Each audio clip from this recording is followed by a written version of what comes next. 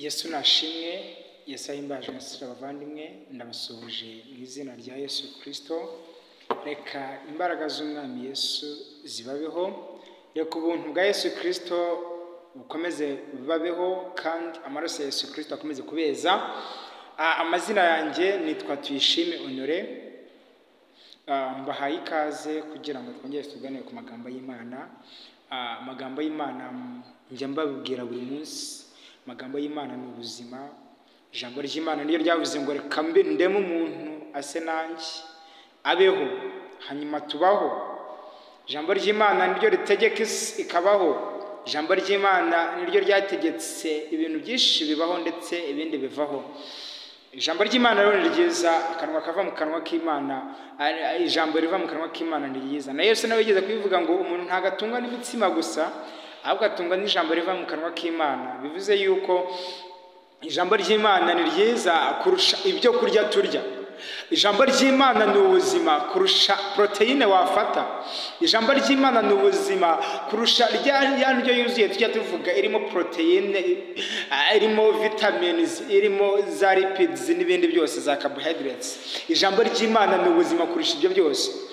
Ijambo ry'Imana ryagutunga, ariko iyo mitsima wayirya ugapfa. Ariko nyamara umuntu ngo ntagatungwa n'imitsima gusa. Iryo ni ijambo ryaturutse mu kanwa ka Yesu Kristo asubiza Satani arimo amugerageza. Niyo mpamvu rero njya nkubwira nti ijambo ry'Imana ni ryiza, ujye urikurikirana uryiga cyane kandi urisome, kubera ko ni ry'ubuzima. Ijambo ry'Imana niryo ritumye ukiriho. Imana ivuze ngo kano kanya ntabwo nyishaka ko tuyishima kiba ku isi, nahita mfa, nahita ngenda, kubera yuko Imana iba yavuze. Imana yavuze birasohora. Ijambo ry'Imana igitanga isezerano rikamara ibihe n'ibihe. Niyo mpamvu nkiriho, niyo mpamvu ukiriho, kubera ijambo ryayo yavuze kera. Kandi nubwo Imana yavuga kano kanya, ntabwo bizagira mu mwaka wundi ngo byibagirwe. Oya, Imana ibaho present ikabaho na future, ibaho past ikaba present na future, ibaho ubu ngubu, igihe cyashize ndetse n'igihe kizaza. Imana rero, Imana iratangaje. Ndagushishikariza gukunda Imana, kubera ko Imana ni nziza. Imana ni urukundo. Abana nibo bajya bavuga ngo God is a love. God is the love. Ngo love your neighbors, you love yourself. Ukunde mugenzi wawe nkuko wikunda, kandi Imana ni urukundo. Imana ni urukundo. Yesu Kristo aduhana umugisha. Reka mbere ya byose tubanze dusenga Imana, twiyiragize kugira ngo izibane natwe, kugira ngo izi turengere mu byo turuze gukora byose. Ndagushimye Kristo. Nshimye yuko ijambo ryawe ari ryiza, ijambo ryawe ari ubuzima. Nshimye yuko ijambo ryawe ari ryo ritumye tukiriho twebwe abana bawe. Turaguhambaje Yesu. Reka mpereze presence yawe, reka nakire presence, reka nakire kuboneka kwawe, kubera ko ijambo ry'Imana tujya tubyiga kenshi, tukabyigisha kenshi, ngo uri omnipresent, uhoraho igihe cyose, uba uriho. Kandi wigeze kubibwira Mose, uramubwira ati njyewe nitwa ndiho. Uri ndiho rero, vayo bane natwe mu mitima yacu. Tuguhaye ikaze mu mitima yacu, turuguriye rwose. Ijambo ryawe rirambwira ngo uri ku rugi urakomahanga, ngo nitwemera rwose tukaguhereza karibu urazubane natwe turakuguriye Papa. Vayo bane natwe Data wa twese, vayo ugirire neza buri muntu wese ugiye kumvira ijambo.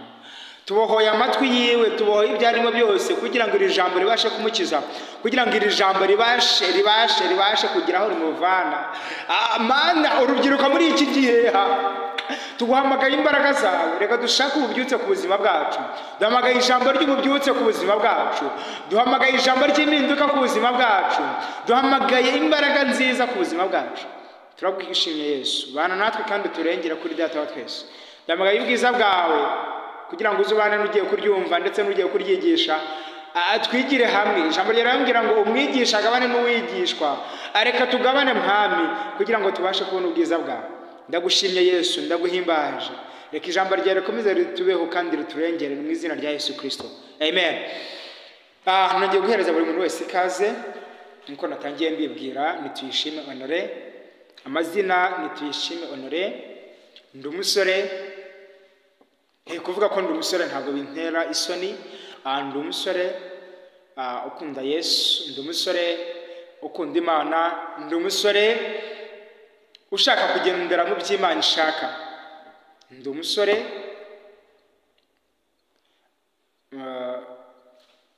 mfite imyaka itari myinshi cyane kandi itari mikeya. Ndi umusore wubaha Imana mu yandi magambo. Yesu Kristo aduhana umugisha. Ndumva introduction yanjye irangiye, ndumva nta kindi kintu mushaka kumenya gikomeye. Ndi umusore wahamagawe n'Imana uko ishatse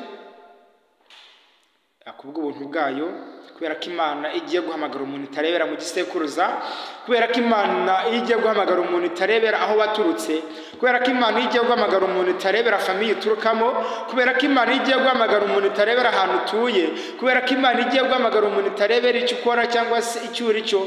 Ndi umusore wahamagawe kubw'ubushake bwayo, dushyiriyeho kugira ngo twamamaze ubutumwa bwayo bwiza. Hanyuma mumfashe icyo Imana yadushyiriyeho kugira ngo dukore tugisohoze, kandi aba yagishyiriyeho kugira ngo bazacyumve nabo bacyumve. Mbahaye ikaze rero, tugiye kwigana amagambo uyu munsi nahaye umutwe cyane cyane ku rubyiruko. N'amagambo ndacyari urubyiruko, niyo mpamvu ntangira mvuga ngo ndi umusore, ndacyari umwana mutoya, mfite imyaka mutoya. Ariko nyamara Yeremiya Imana imuhamagara yaramubwiye ati ndagushyiriyeho kuba umuhanuzi uhanurira amahanga. Hanyuma arangiza aravuga ati Mana hoya ndi umwana. Arangije Imana iramubwira ati wivuga ngo uri umwana, kubera yuko icyo nzagutuma cyose uzagenda ugikore. Nanjye rero unyihanganire kuba ndi urubyiruko rugenzi rwawe, unyihanganire kuba ndi umusore mugenzi wawe, unyihanganire kuba ubona unuta umubyaye. Oya, data wa twese yagiye kuduhamagara ntabwo areba imyaka dufite, cyangwa se ntabwo ugiye areba imyaka dufite cyangwa se tumaze mu gakiza. Ntabwo ibireba. Imana ihamagara uko ishatse, kandi igitangaje ngo Imana itumenya kandi ikanaduhamagara tukiri insoro mu nda za mama tutari twavuka. Hanyuma rero ndaguhamagaye kugira ngo uze ubane natwe. Ni amasomo, ni ijambo cyane cyane nageneye urubyiruko, gusa n'abandi bakuze tubahaye ikaze, n'abandi rwose bakifuza kuduhereza ibitekerezo tubahaye ikaze. Ni ijambo nageneye urubyiruko ryitwa ngo byose urabyemerewe. Utekereje icyo kimara kumva iyo heading, byose urabyemerewe, ni igiki kikuje mu mutwe? Ukimara kumva ngo byose urabyemerewe, what comes in your mind? Byose urabyemerewe, byose urabyemerewe. Rubyiruko urabyemerewe, rubyiruko pe urabyemerewe kumara. Wahitamo gusirimba cyane, urabyemerewe. Wahitamo kuvuga ijambo ry'Imana cyane, urabyemerewe. Wahitamo kunywa inzoga cyane, urabyemerewe. Wahitamo gusambana ukamusambanyi kanunduru, urabyemerewe. Wahitamo kuba umwicanyi, urabyemerewe. Wahitamo kuba umwana mwiza, bya nibyo tujya tuvuga ngo ni umwana mwiza, ukagendera mu by'amategeko y'Imana ishaka, urabyemerewe. Wahitamo kugira icyo ukora cyose, urabyemerewe.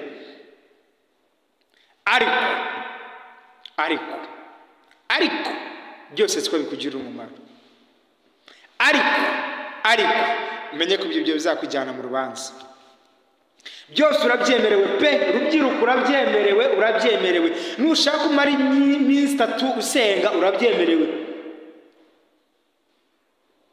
Nushaka umara igihe kinini uri muri bare, urara muri karaoke, urara muri bumuzi, uri mu biki, byose urabyemerewe. Ni imyaka yawe, ni ubusore rwose pe, ni imyaka ya gisore, uracyafite amaraso ashyushye, urabyemerewe.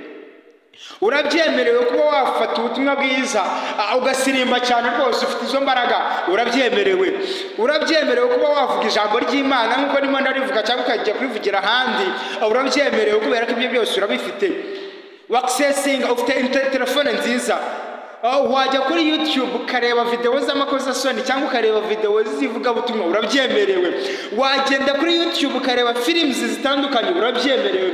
Urabyemerewe kuba wava hanga ukajya ahantu runaka, byose urabyemerewe. Ariko byose ntago ariko bigikugirira umumaro. Ariko gira gutandukanya, ese iki ndacyemerewe ni cyiza Mana cyangwa ni kibi? Iki ko nyemerewe ni cyiza, kiranjyana mu cyaha cyangwa kiranjyana mu bugingo? Iki ko nyemerewe kiranjyana mu bintu byiza cyangwa kiranjyana mu bibi? Gira gutandukanya. umusore cyangwa se umuntu ukiri umusore, umuntu ukiri urubyiruko, ubwo buzima bwawe ni nk'urubuto ufashe mu ntoki, ni nk'ikaramu ufite mu ntoki, ubu ni ubutumwa mfite mu ntoki, uru ni urubuto mfite mu ntoki, nshobora kugenda nkarutera, narutera rukazavamo imbuto nyinshi, cyangwa se nkagenda nkarurya rukajya mu nda, nkajya kuri toilette nkarumanura, byose urabyemerewe. ubwo buzima bwawe rero bufashe mu ntoki, ubu ufashe mu ntoki kano kanya. Icyo urimo uratera kano kanya nicyo uzasarura, icyo urimo uratera kano kanya nicyo uzasarura. Ibyo byose urabyemerewe, ariko numara igihe kinini usoma Bibiliya uzasarura. Numara igihe kinini ujya kuri YouTube, ufata amasomo yo kuri YouTube, ureba video zo kuri YouTube, zaba inziza zaba imbi, ibyo byose uzabisarura. Numara igihe kinini uri mu byaha uzasarura ibyo byaha, kuko icyo umuntu abibye ari cyo asarura. Yesu yigeze gutanga umugani w'abantu. Umuntu yaragiye ku rugendo, arangije asigira abagaragu be amatara atandukanye. Nawe hari itara n'Imana yaguhaye, hari itara n'Imana yaguhaye. Imana iguhereza itara yo kumenya ubwenge, ukajijuka, ukabasha kuba wakisomera Bibiliya. Imana iguhereza itara yo kumenya ubwenge, ukajijuka, ukabasha kuba wavuga ijambo rikumvikana mu rurimi rumwe cyangwa urundi, ugakoresha English urayivuga neza cyane, Français urayivuga nk'uwayiremye, Chinese muri iki gihe rwose nabo barimo baraziga, ukaba washobora kuvuga indimi zirenze ebyiri. Ni byiza, ariko se izo itara n'Imana iri kuguhereza izabikubaza, rwa rurimi warukoresheje iki? Ko wari uzi gusoma Bibiliya wabikoresheje iki? Ko wari uzi kuvuga indimi nyinshi, ese wazikoresheje iki? Ko wari ufite imbaraga wagenda ugasirimba abantu tugafashwa, wabikoresheje iki? Ko wari ufite imbaraga, ufite ijwi ryiza, wabasha kuririmba, iryo jwi ryawe warikoresheje iki? Imana izakubaza. Iyo amatara n'Imana yaguhaye. Urubyiruko byose urabyemerewe, ariko ugomba kubanza kubarensinga. Shyira ku munzani ubarensinga, uvuge ati yes, that's fine. Ubu nubugi ibi n'ibyaha, ubu nubugingo. Ese ikirusha ibiro ni iki? Igifite ibiro byinshi ni ikihe? Ikidafite ibiro byinshi ni ibi? Ese iyi peni ko ari ubugingo, ko ari ibyaha, iyi karamu ni ibyaha. Ese iragira ibiro byinshi imanuke cyangwa iragira ibiro bikeya izamuke? Ese iyi telefone iramanuka cyangwa irazamuka? Byose urabyemerewe, ariko byose ntabwo ariko bikugirira umumaro.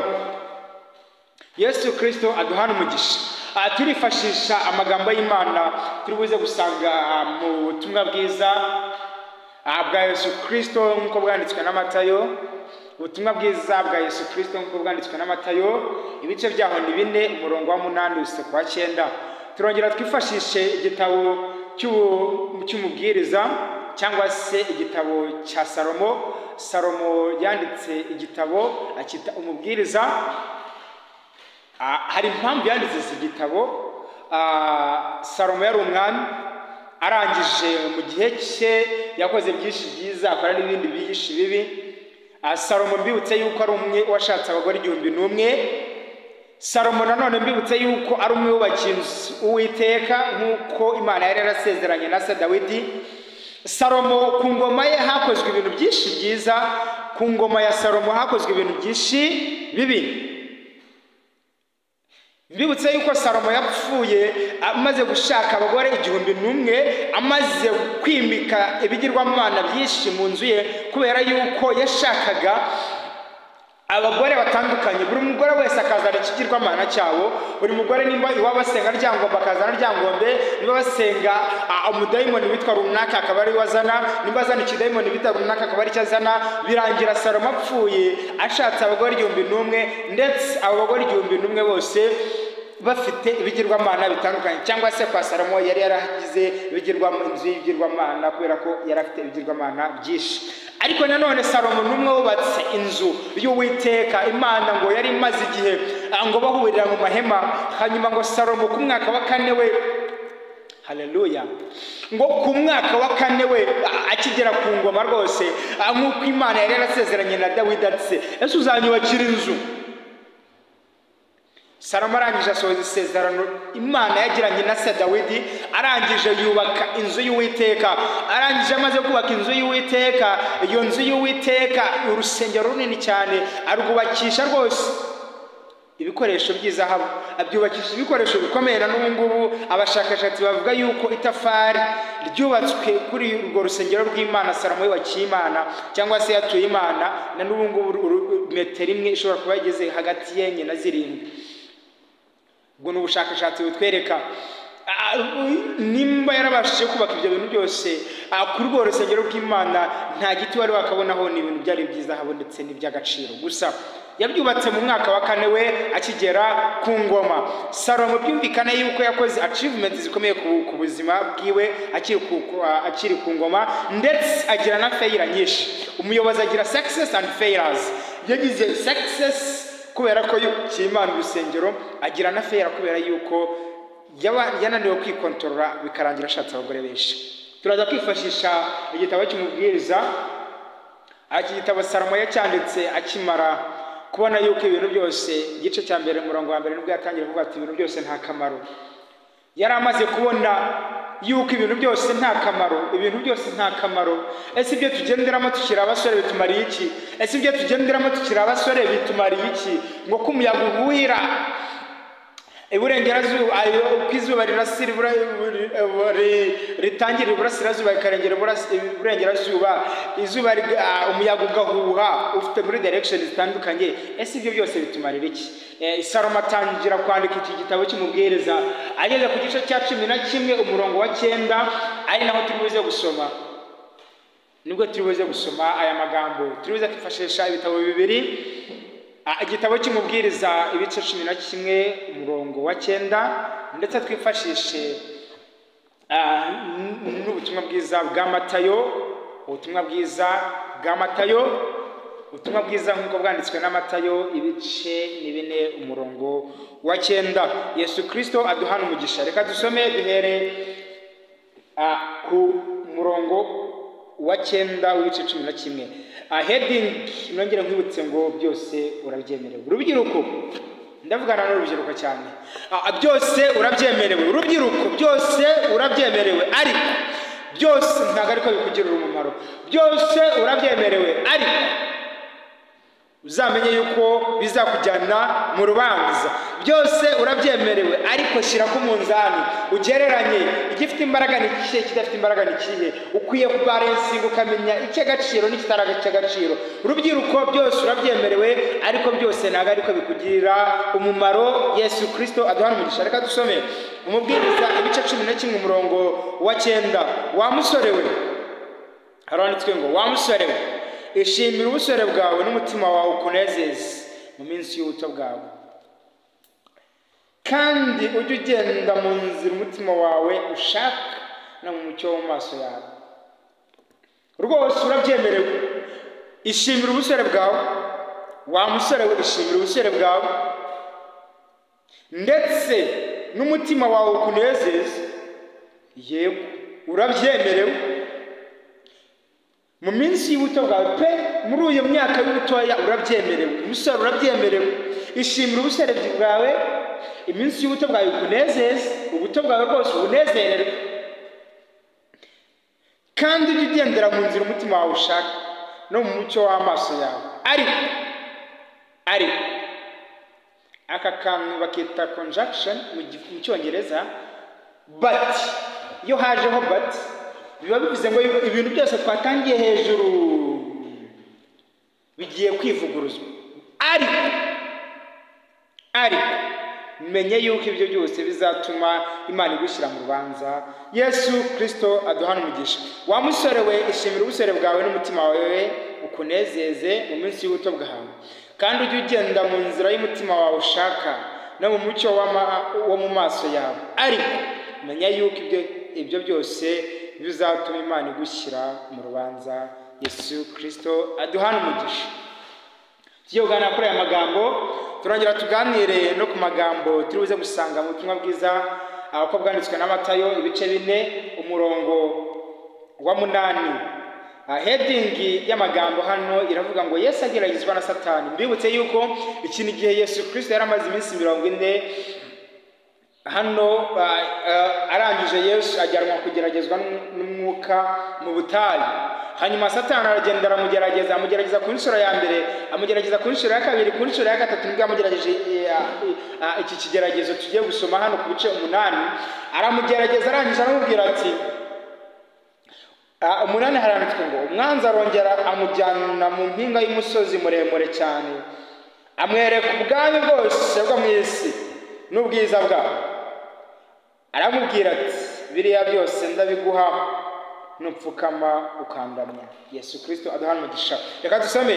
Umwanzi arongera amujyana mu mpinga y'umusozi muremure cyane, amwereka ubwami bwose bwo mu isi n'ubwiza bwawo.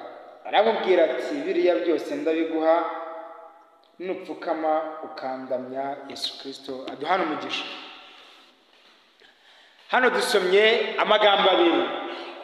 Twageze mu gitabo cy'umubwiriza, igitabo cyanditswe na Salomo. Arangiza aratubwira ati wa musore we, ishimira ubusore bwawe rwose, wishimira ubusore bwawe rwose, ubwishimire n'ubuto bwawe ubunezerwe kandi ubunezerwemo. Aho amaso yawe ashaka kujyana ujyeyo, aho umutima wawe ushaka kujyana ugende ujyeyo, ariko umenye ko ibyo byose bizatuma ujya mu rubanza. Nakubwiye ngo natangiye mubwira ngo wa musore we byose urabyemerewe, ari ukuryamana n'abakobwa benshi nka Salomo urabyemerewe, ari ukubakira inzu y'Uwiteka nka Salomo urabyemerewe, byose urabyemerewe kandi ubifitiye n'ububasha, byose urabyemerewe kandi ubifitiye n'ubushobozi, kubera yuko imyaka urimo irabikwemerera. Ariko menya yuko bimwe bizakujyana mu rubanza, ibindi bikakujyana mu buzima buhoraho. Kandi ngo umucyo ntabwo ujye wangikanwa n'umwijima, agira gutandukanya kandi ugira kubarensinga, ugira gushyira ku munzani uvuga se ibi ndabyemerewe, ariko se igifite akamaro ni ikihe? Yego kuba narara ndi gusirimba mu kabare, ibyo twita abapagani baravuga ngo barakore turasirimba, ngo natwe ngo tuba tubyina ngo indirimbo zisanzwe, ugasanga turabyina bisanzwe, ariko urabyemerewe kuririmbira Imana cyangwa ukaririmbira izindi ndirimbo ntazi uko zimeze. Byose urabyemerewe gukoresha iyo telefone yawe na internet ifite ihagije, ukagenda kureba ibintu bifite umumaro rwose pe, ukareba ukuntu Ukraine babayeho, ukareba ukuntu abasore bo muri Ukraine babayeho, abasore bo muri Amerika ukuntu babayeho, abasore ndetse n'inkumi zo muri Amerika ukuntu zambara. Ibyo byose urabyemerewe, warangiza ukabyigana, urabyemerewe. Ariko nanone urabyemerewe gufata iyo telefone yawe ukagenda ukareba ubutumwa bwiza. Dufite abantu b'intangarugero hano basore, dufite abantu b'intangarugero mu butumwa bwiza, ukagenda ukareba Pastor Kiwareni, ukagenda ukareba ubutumwa bwiza bwamamazwa ku ma YouTube. Ubutumwa bwiza buratambuka, hari abasore bagenzi bawe bahora batangaza ubutumwa bwiza, hari abasaza, hari abantu bapapa, abapasiteri twemera, Pastor Hortense Mazimpaka arahari, Pastor Senga arahari, Pastor Emmanuel Wambasha arahari, Pastor Runaka arahari, Pastor Runaka arahari, Pastor wakubera icyita intangarugero mu buzima bwawe arahari, Pastor ureberaho ibyiza urahari, ndetse korali ureberaho ubwiza birahari. Ibyo byose urabyemerewe, ukabireba warangiza ukigana. Ibyo byose urabyemerewe pe, urabyemerewe. Ariko menya ngo ese ko ndi kureba ubutumwa bwiza buri gutambuka ku ma YouTube, ndi kureba ubutumwa bwiza buri gutambutswa na Reverend Rutayisire Antoine, aravuga ku rubyiruko, aravuga uburyo umuntu yakunda Imana. Ndareba Hortense Mazimpaka arimo ahugura abantu ku buryo twahugukira Imana. Ndareba Pastor Wambasha Emmanuel avuga ku bubyutse, uburyo cy'umusore yashaka ububyutse. Ndareba Pastor Senga avuga ibyiza by'isi ndetse n'ibyiza byo kuba muri Yesu, ndabibona. Ariko ibyo byose urabyemerewe, ndetse wemerewe no kuzikigana, kubera ko tugomba kugira intangarugero, ugomba kugira umuntu ureberaho nakwita ngo n'icyitegererezo cyawe. Ibyo byose urabyemerewe. Ariko wa musore uremerewe no kugenda kureba boom yabaye muri Amerika saa sita z'ijoro ahagana mu matariki runaka. Ibyo byose urabyemerewe. Wemerewe no kugenda ukareba uburyo cy'abantu bicana, tekinike zo kwica zose urabyemerewe. Wemerewe kurara ureba filimi z'ubusambanyi urabyemerewe. Ibyo byose urabyemerewe. Ariko hariho ibizakujyana mu rubanza. ongera wibuke yuko nyuma y'ubu buzima hari ubundi buzima. Ongera wibuke yuko nyuma y'uko ubirebye Imana izakubaza nyuma yaho hari evaluation Imana izakora irebe ese uyu muntu bite byiwe urabyemerewe. Inshuti muvandimwe urabyemerewe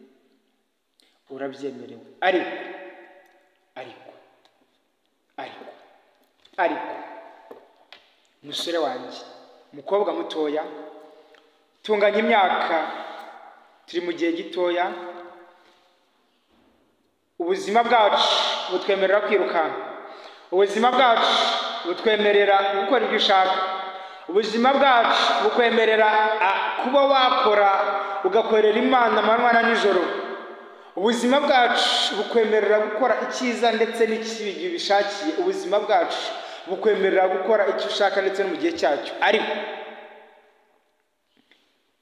sobanukirwa iki cyo nakoze kuri A n'icyo nakoze kuri B, ikimfitiye umumaro kitafitiye umumaro ni kihe?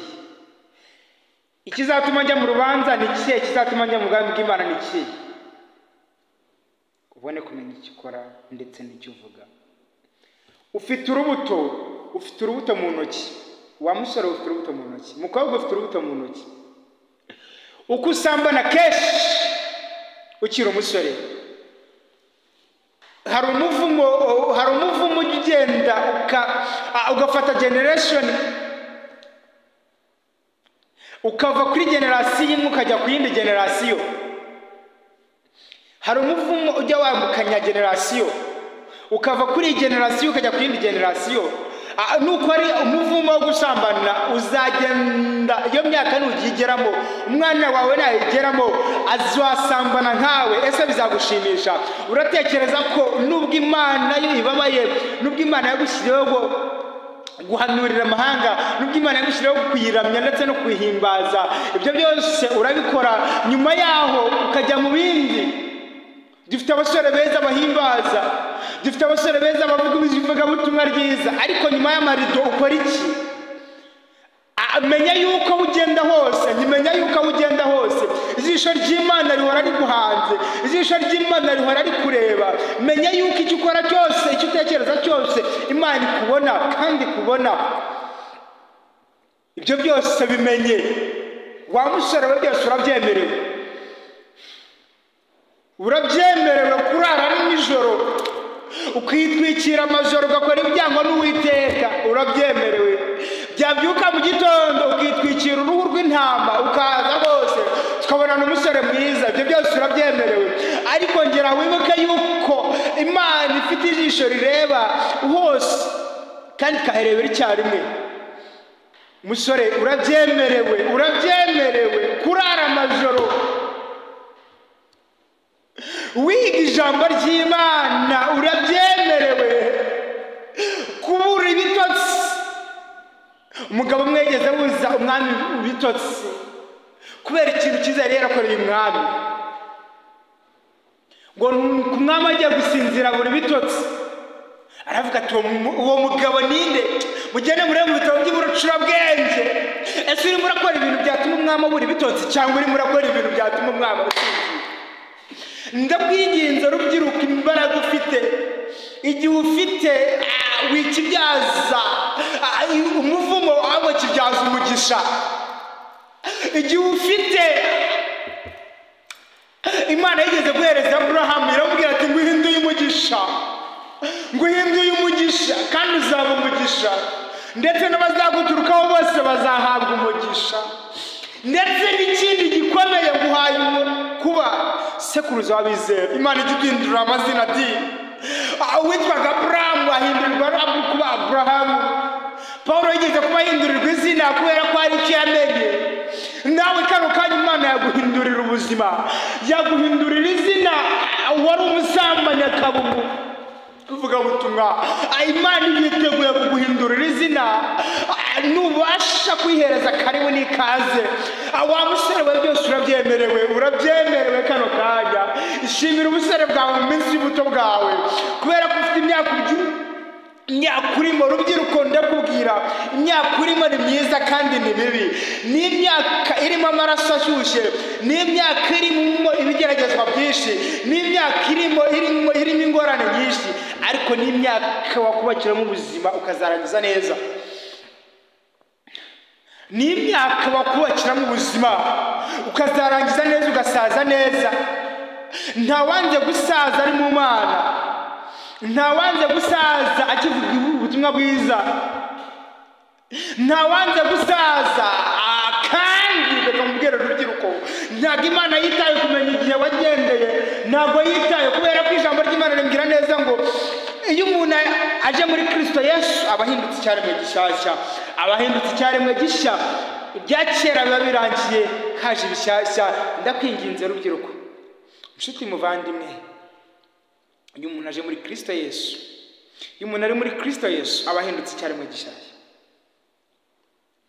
Gira guhinduka icyaremwe gishyashya muri Kristo Yesu.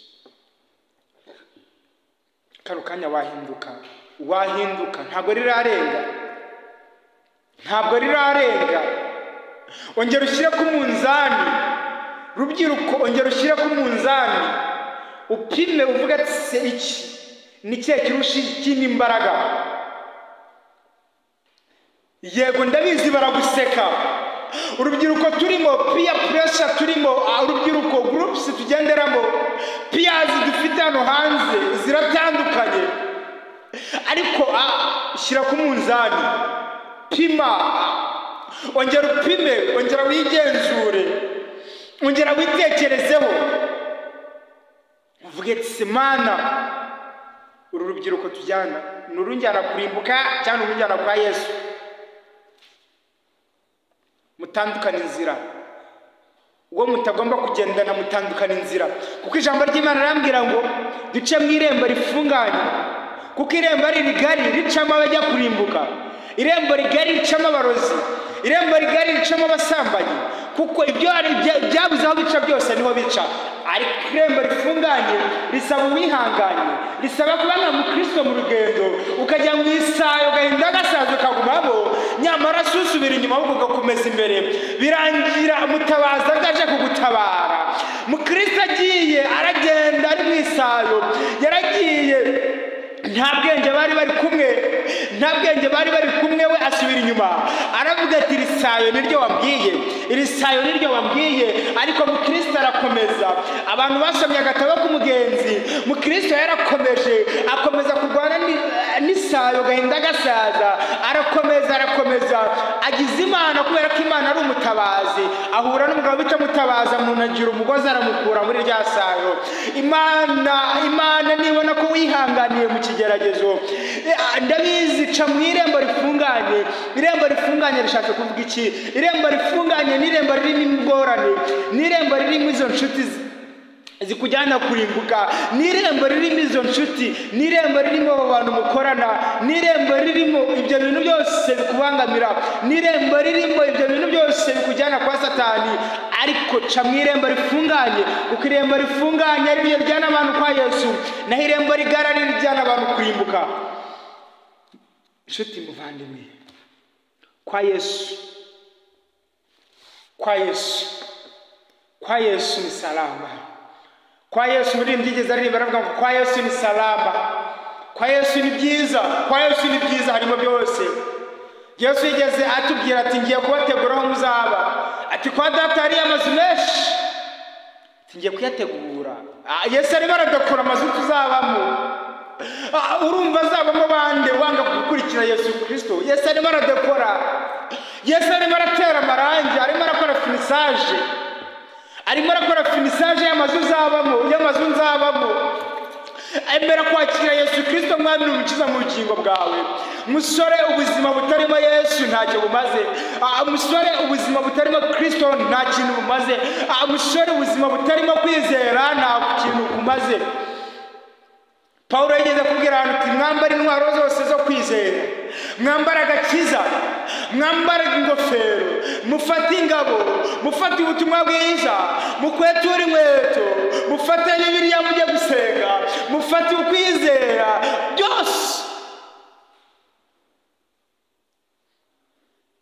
byose urabyemerewe, ariko byose ntabwo ariko bikugirira umumaro. Byose urabyemerewe kano kanya musore, ariko byose ntabwo ariko bikugirira umumaro.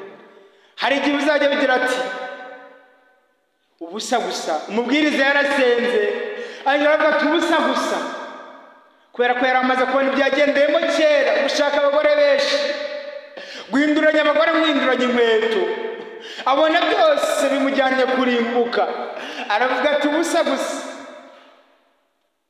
ubusa gusa. Sugapfe wicuza umusore, uracyafite imbaraga, ubuzima bwawe buhereza fondasiyo nziza. Iyo utayubatse ngo ugire fondasiyo nziza iragwa, amazi araza, umuvu watemba ukagwa. Gerageza kubaka inzu yawe ku rutare, wikubaka inzu yawe ku musenyi. Rubyiruko, iyo ni inzu urimo urubaka, kandi iyo mbuto ahantu ugiye kuyita, nuyita mu butaka bwiza izamera neza, nuyita ku rusekabuye izamera nirangiza isi ipfe kubera ko izabura amazi.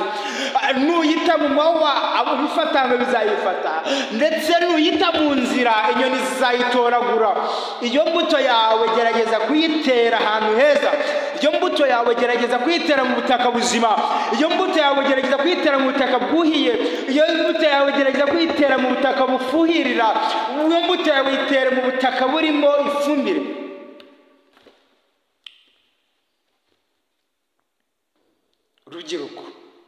Rubyiruko, byose urabyemerewe, ariko byose ntabwo ariko bikugira umumaro. Ubuzima bwawe, ubuzima urabufashe, ubufashe mu ntoki. Ubu buzima burimo umwana wawe, burimo abuzukuru bawe, abuzukuruza bawe, umuryango wawe, roho yawe, umwuka wawe, Imana yaguhaye. Ubuzima burimo inshuti zawe, ubuzima burimo akazi kawe. Ubwo buzima bwawe burimo urabujyana mu kangaratete. Menya gutandukanya icyiza n'ikibi. Reka tugaruka ku magambo twasomye. Yesu Kristo hano ngo arangije gusenga, reka ndamubwire inshuti muvandimwe, musore inshuti yanjye, imyaka waba ufite, amasengesho yose waba ukora, Yesu ajya agerageza. Yesu ajya agerageza, ndetse n'Imana ikemera kugeragezwa, kuko Yesu nawe yarageragejwe. Satani aragerageza akakujyana akakuriza ngo hanyuma hano ko twahasomye ibice bine umurongo wa 8 gushika ku 9, ngo hanyuma ngo ku nshuro ya gatatu nanone Satani ajya kugerageza Imana, ajya kugerageza Yesu, amujyana ku mpinga y'umusozi, ngo arangije amwereka isi yose, aramubwira ati ritegereza hose, isi yose irebe, amataje yose yarebe, inzu zose zirimo zirebe, ubwiza bwose uburebe, ubusitani bwose burimo burebe, indwara zose zirimo zirebe, ibyorezo ndetse n'ubusambanyi byose birimo birebe. Wanyuma ibyo byose ndabiguhereza niwemera kumfukamira ukandama. Yesu arangije asubiza amagambo avuga ngo haranditswe ngo uramye Uwiteka Imana yawe yonyine. Haleluya. Ndashaka kugira ngo dusobanura aya magambo avuga ngo byose urabyemerewe. Yego, byose urabyemerewe. Iyo tuvuze byose harimo ibyiza ndetse n'ibibi, kuko ntabwo barobanuye, ariko Imana yakabyara ntabwo ijya iduhereza byose. Imana kubera ko ari iy'urukundo ntabwo ijya iduhereza byose, ibasha kureba ibyo dukeneye akaba ari byo duhereza. Imana ibasha kuduhereza ibyiza, ibi bikabikuraho. Ariko Satani yagiye gutanga byose, atanga amafaranga akongeraho umubabaro, atanga amafaranga akongeraho agahinda, atanga urubyaro akongeraho ubusambanyi, atanga urubyaro akongeraho kurarurira. Ariko Imana iguhereza urubyaro gusa kubera ko itanga ibyiza, igatanga amafaranga ukayarya neza, igatanga ubugingo ukabaho ubugingo bushya, igatanga imbaraga ukazikoresha mu byayo. Ariko Imana, Satani yitanze, itanga byose, itanga ubwiza, ubwo bwiza bukavamo ubusambanyi, itanga ubwiza buragushyira mu rubanza, itanga ubwiza buri mu bujura, itanga ubwiza buri mu bibi byose. ijambo byose nta na kimwe excludinze, byose birimo. Or it is included, nothing is excluded. There is nothing which is excluded. There is nothing which is apart. All things they are there.